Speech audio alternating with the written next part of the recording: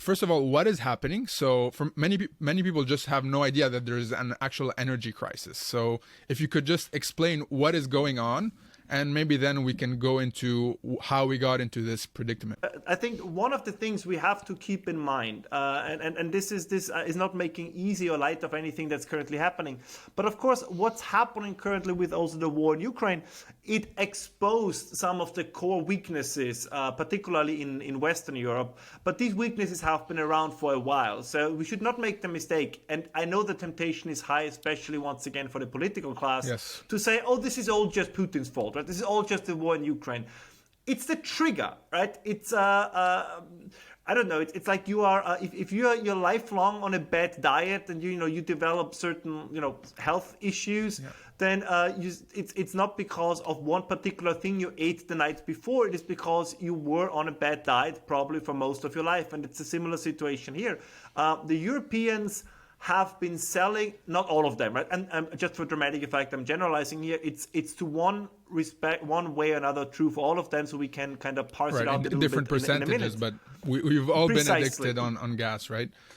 Exactly. While at the same time, right, telling our populations that we make this huge switch and transition to green energy, which I'm not opposed to. But the thing is, if you want to switch from one resource to another one, you have to make sure that everything is in place, that you have no, significant scarcities along the way. And this was, I don't want to say a lie, but it was definitely misleading, because if you look at the numbers, Germany is a good example.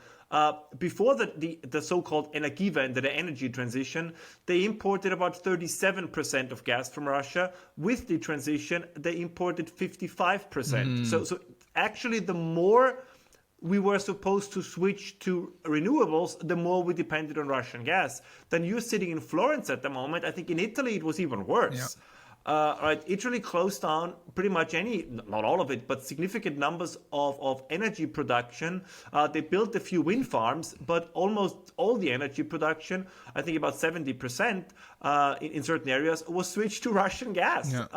So this and the politicians did this. I think we have to be honest about this, because they wanted to pander and to virtue signal and to appeal to a very specific segment of the population and a very specific segment of the electorate. And now everybody is reluctant to take responsibility for it. But I think this is a truth we have to face.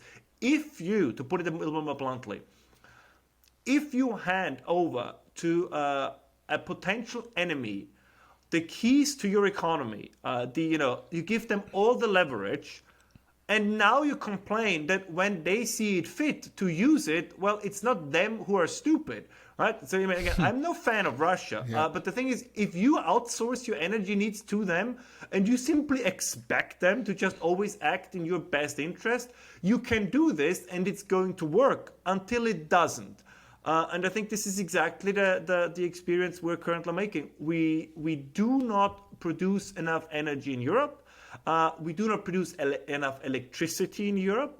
Prices have been way too high, especially for consumers, which I think is another element, an important element, because high prices for energy is in fact an impoverishment or a form of impoverishment for the population. Everyone could be much richer in Europe if we would fully use and employ the resources we have, but we decided not to do it. And now the bill is coming due and reality is setting in. And I'm just afraid, once again, that if we look at what's currently happening, nobody is really having a plan beyond winter. I don't think we have a significant plan for winter, but we also don't have a plan beyond winter. There is this weird, again, idea that we have to make it through winter. All right. And what happens then? And that's a bit of a shame for an area which thinks it's one of the most developed and rich in the world, right? To lower its standard to we should survive winter with the least amount of people dying from the cold. It's I think you're way too polite here.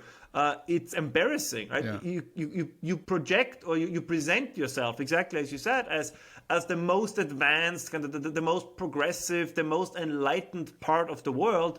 And then, a ramshackle, internally dysfunctional, autocratic dictatorship like Russia, they flick the switch. And all of a sudden we talk about, oh God, hopefully nobody has to freeze to death in the winter. I think you can make yourself a comfortable life, independency of Russia, of China, of the Middle East, whether it be Saudi Arabia or others. At some point, reality is gonna call, and this is precisely what we see happening right now. Yeah, it's a national security issue to be dependent on somebody else's energy resources if they're your allies. Imagine if they're a warmongering country like Russia has historically been, right? It hasn't been a forward-thinking political decision. And what you think it's been is a self-inflicted energy crisis because we wanted to transition to green energy so quickly without a proper plan, shouting political slogans to satisfy electorates. And this is what happened, right? So we transitioned to unreliable energy sources while secretly actually just getting our energy from Russia. So we were acting like the nature keepers of the earth, but we were actually getting addicted on Russian gas. Am I correct in my interpretation? No, you're absolutely correct. I mean, the idea that we were on the brink of independence from fossil fuels, or that it's just going to take a few more years to be independent of fossil fuels, has always been ridiculous. Once again, I'm not opposed to any of it, but the idea that you can power your entire economy with it is, to be quite frank, is simply ridiculous. See it now.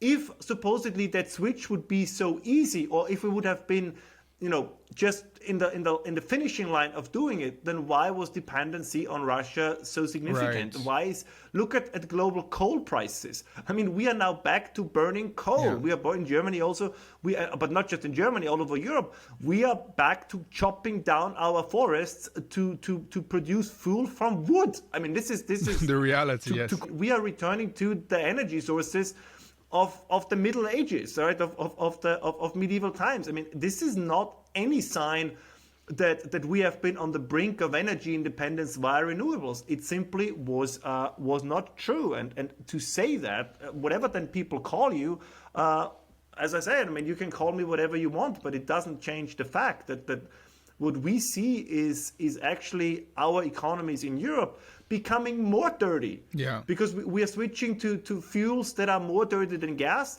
Ciao e grazie per aver guardato questo episodio fino in fondo. Se questa conversazione ti è piaciuta, qua trovi una selezione delle migliori clip dalle ultime settimane. E non ti dimenticare di iscriverti al canale del podcast. Ci vediamo alla prossima.